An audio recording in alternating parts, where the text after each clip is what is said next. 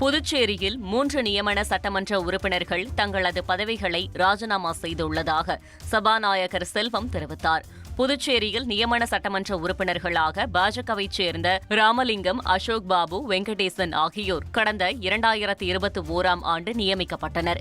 இந்நிலையில் தேர்தல் நெருங்குவதால் கட்சிப் பணியில் ஈடுபட உள்ளதாகவும், தேசிய தலைமையின் அறிவுறுத்தலை ஏற்று தங்கள் சட்டமன்ற உறுப்பினர் பதவியை மூவரும் ராஜினாமா செய்துள்ளதாகவும் சபாநாயகர் தெரிவித்தார்.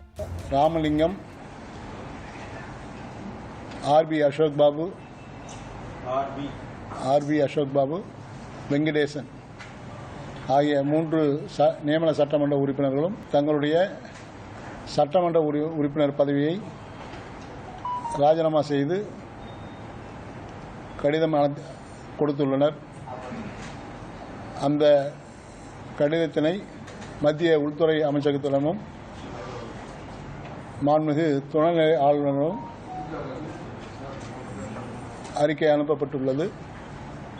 அவருடைய ராஜினாமாவானது ஏற்றுக்கொள்ளப்பட்டது. காலியாக உள்ள நியமன உறுப்பினர்கள் பதவி வருகிற 1ஆம் தேதிக்குள் நிரப்பப்படும் என்றும் சபாநாயகர் செல்வம் குறிப்பிட்டார்.